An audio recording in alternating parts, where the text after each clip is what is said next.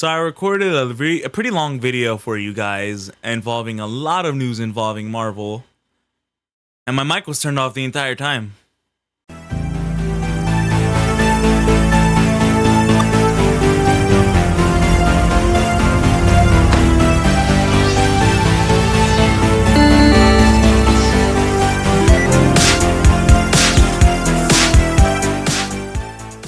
How's it going, everybody? My name is EnvyTH, and welcome to another EnvyTalksCinema video. And I just want to apologize in advance for how long it's taking me to make another video. And I also want to apologize to some of my DC fans out there because there's really not going to be any DC news in this video once again. We've got a lot to talk about involving Marvel, and more specifically, we are talking about Spider-Man Bring a New Day, Fantastic Four, and Avengers Doomsday.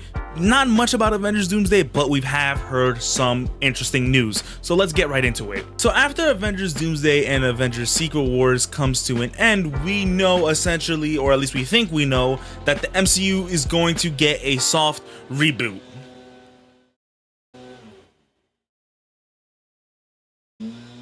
The MCU is going to be getting a soft reboot with a whole new universe of characters from the original MCU that stay and characters from other universes like the Fantastic Four, the X-Men, and God knows who else. This particular news involves one character, and it is the Black Panther. The Black Panther we currently have at the moment is Shuri.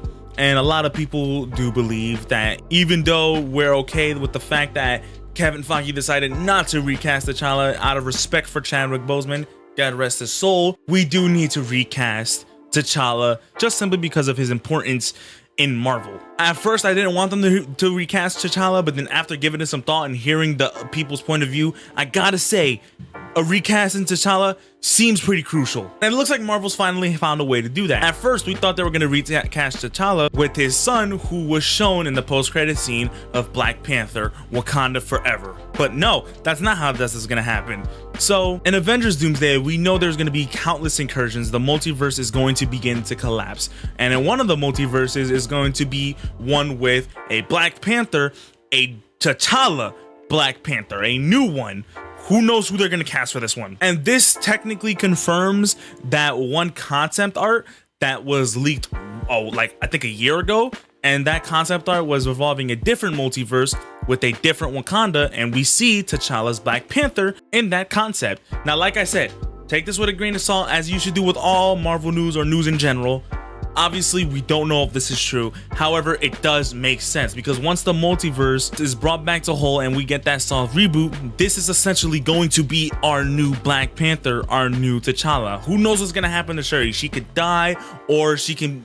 The history is going to get rewritten, so she may end up believing that that was her brother all along, because that's how it usually works, like in Crisis on Infinite Earths. But apparently, T'Challa is not the only character we heard this might happen to. We've heard news about Iron Man, and more specifically, a superior Iron Man. And I gotta say, that sounds very interesting. We've been wanting superior Iron Man for a while now, and I think it would be a perfect time to either introduce him or at least see him in some sort of cameo, some way, shape, or form. Here's what concerns me the most, right? We know, I mean, I think it's a guarantee that we're pretty sure we're not going to see one Doctor Doom. We're going to see multiple. And this is something that was actually brought up in the comment section in my last video that someone wanted to talk about. This person goes by the name of Hakamakuka. I may have butchered your name and I sincerely apologize for that. But this person asked, which Doom are we getting? Is the true question, and I wanted to talk about this in this video. We don't know which version of Doctor Doom we could be getting. It could be a regular Doctor Doom, God forbid it's a Doctor Doom from the first Fantastic Four movie, or the reboot. I obviously don't think we're gonna get any of those versions of Doctor Doom. However, we've seen Marvel make countless mistakes before. I don't think they're gonna make that with this Doctor Doom. However, let's just pray that let's just pray that doesn't happen. But it does beg the question, what version of Doctor Doom are we getting? Considering Robert Downey Jr. is coming back to play Doctor Doom, when that happened, the world exploded. There was obviously people who didn't like it because they felt like it was too weird, that it should have just been someone like Cillian Murphy playing Doctor Doom. And then there's a other half of people that really like it. I'm one of those people, because seeing the biggest hero turn into the biggest villain is so interesting. If you don't find that interesting, I don't know what else you like. I can't help you. Now, at first, when this was announced, I thought Robert Downey Jr. was not going to play Victor Von Doom. He was going to play an Iron Man version of Dr. Doom, who is known as Infamous Iron Man. I felt like that would have been brilliant, and then we'll probably end up seeing Dr. Doom, Victor Von Doom, in Secret Wars, and it would have been someone else. But then the Russo brothers, Kevin Feige, went out to confirm that Robert Downey Jr. is playing Victor Von Doom. I still don't know if I believe that or not, because it's hard for me to believe. This is coming from Andrew Garfield saying that he wasn't in No Way Home. This is coming from Paul Rudd saying that he wasn't going to be Ant-Man.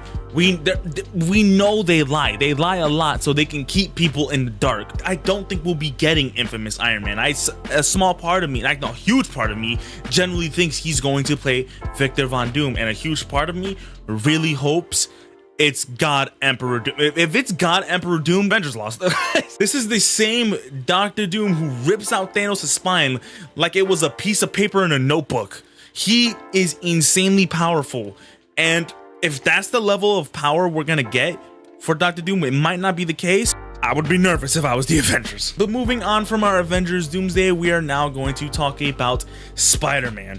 Now, Spider-Man has been going all over the place lately. It went from thinking a very subtle street-level film involving Daredevil and Kingpin to being another No Way Home film. And don't get me wrong, another No Way Home film could be great, but we don't need to see that again. Give Spider-Man the grounded film. Give the fans what they want. And then when it was announced that the movies that are taking place in between Avengers Doomsday and Secret Wars are going to be on Battleworld, and like I said this in the last video, if you don't know what Battleworld is, that's just a world where all the universes go into one, and the person who's ruling over it is Dr. Doom. And Spider-Man was going to be one of those movies, but now with the delay for Avengers Doomsday and Avengers Secret Wars, Spider-Man is going to come out first. We don't know this for sure. Spider-Man could get delayed as well, but at the moment, Spider-Man looks like is going to come out first, and I hope it doesn't get delayed, but I wouldn't be surprised if it does, if I'm going to be real with you, because they still haven't even finished filming the Odyssey, or at least they think they haven't finished filming it. I don't know. One of Dustin Daniel Cretton's conditions when going to take this film, going to direct Spider-Man Brand New Day, this was just a rumor, take it with a grain of salt, he wanted to be a grounded film,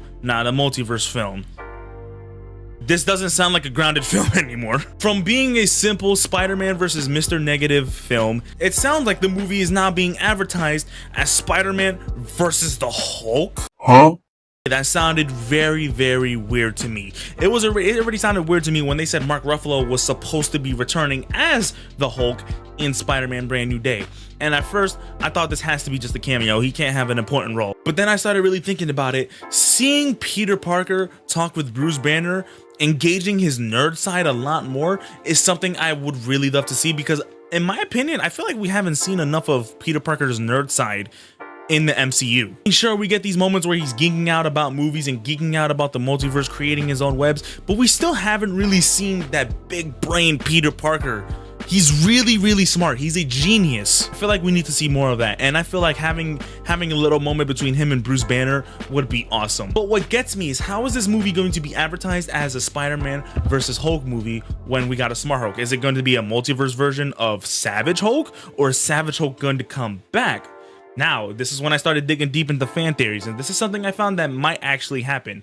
If Mr. Negative just so happens to be the main villain of this movie, he could very well use his corruption powers on Bruce Banner. Here's my theory. What if he uses his corruption powers to go into Bruce Banner's mind and find a way to bring the Savage Hulk out? I don't think we'll keep Savage Hulk, but maybe bring out Savage Hulk just for that one little scene, and Spider-Man may have to stop the Hulk, or at least try to calm him down. If that's the case, then this movie may be advertised as a Spider-Man versus Hulk film. The Hulk's not going to be the main antagonist. That is the thing. That is something a lot of people were saying, that the Hulk is going to be the main antagonist of this film. I don't think so. If this happens to be true, I think Hulk is going to look like the main antagonist, but it might actually be Mr. Negative, unless Mr. Negative is not a part of this movie at all, because it's also been rumored that Nicole Kidman is going to be apparently the main villain of this film, and a Japanese inspired villain. I don't know. The news is flying all over the place. It was even rumored that Punisher was going to be a part of this movie. It's flying all over the place. If this all happens to be true, and this is how we get Savage Hulk, I don't hate it. I really love Savage Hulk. Sorry, Bruce. I know that you were trying to cure yourself from the Hulk and everything, but Savage Hulk is just way more fun and entertaining. I'm sorry. I gotta say, I'm not totally against this idea. It's not a grounded story, but it sounds interesting to the point where I would be like, let them do their thing. Let them do their thing, because this could be a cinematic, well, not cinematic, but this could be a pretty good movie, a masterpiece, if we just let it be. Just let it be. But moving on from Spider-Man, we officially reached our final talk point of the day, and it involves the Fantastic Four, and we've got a lot to talk about. Now, the Fantastic Four apparently has had a test screening to a select view of audience, and at first I was nervous about this, because this is something Marvel usually does when they're nervous about a film, or at least that's what I think, because they did it with the Marvels, and they also did it with Brand New Day, and very first time the news went out on the test screenings, they sounded so damn good. People are talking about this movie so damn well. In fact, the worst review I heard at the start was that the movie isn't bad, it's not great, but it's a solid MCU film. And that's something we can always, that's something we should just want in general, a solid MCU film. We don't need it to be a banger, even though it's the Fantastic Four. We would want it to be a banger, but it just needs to be a film that stands on its own.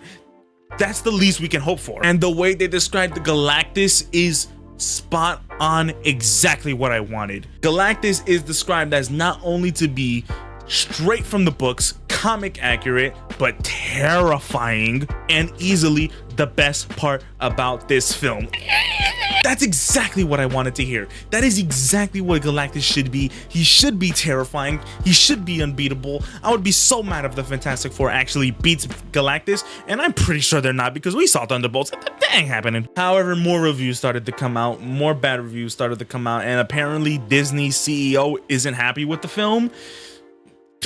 I don't know, like I said, take this with a grain of salt, because like once the movie comes out and the fans get to see it, the fans are what really matter, because I feel like we understand the movies better than the corporate. But Fantastic Four news doesn't end there, because apparently there was some fan event involving the Fantastic Four in New Mexico, and well, for starters, Vanessa Kirby is pregnant. Congratulations to you. But apparently, instead of showing a small little teaser, a new teaser trailer or some sort of new trailer, they show an entire scene at this event. And according to everyone who saw this scene, all of them say the exact same thing. So this leads me to believe this is a true statement. Like I said, always take it with a grain of salt, but if multiple people are confirming the same thing, I'm pretty sure this is what they saw. What they saw sounds so incredibly interesting. This scene sounds next level. Friends exclusive scene, spectacular, breathtaking. The four are inside their ship and Sue is starting to go into labor. This most likely means we're going to see Franklin Richards as a baby in this film, which is something we should expect. And honestly, like I already said this, Franklin Richards has to have a key role into restoring the universe, because that's literally his power. But the Silver Surfer is chasing them. Ben takes over the ship and starts trying to dodge her. They jump into a kind of hyperspace. The CGI is great. Hearing the CGI is great is always a plus for me. We see Reed stretching and using his powers. The Surfer almost reaches Sue's belly. She wants the baby. She wants Franklin Richards. That is huge. That most likely means that Galactus can sense how powerful Franklin Richards really is, and either wants something to do with him or wants him to die and send Silver Surfer after them. She wants the baby. Johnny takes over the ship's cannons and tries to shoot the Surfer. He makes jokes about the Surfer being sexy. Thank God they kept Johnny the way Johnny's supposed to be. He's a ladies' man. He's a clown. He's just a lovable a-hole. Meanwhile, Sue continues to have her contractions. Reed tells Ben to go into a black hole. Ben gets worried. Reed tells him to trust, and that is the end of the scene. Epic.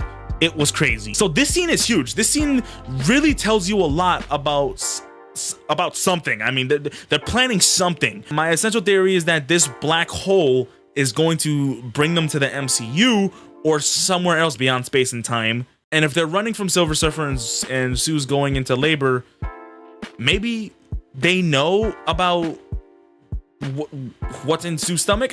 I don't know. I mean, they obviously know it's a baby, but maybe they know that this baby is going to be so powerful to the point where he's going to be a key factor into restoring the multiverse. Maybe this is something we could have seen at San Diego Comic-Con, but unfortunately, Marvel will not be showing up at San Diego Comic-Con, which is expected. I mean, they really don't have anything to show. But yep, that is all the news I have for you today. Let me know what you think about it in the comments down below. Subscribe if you haven't already, and I'll leave it at that. TH out.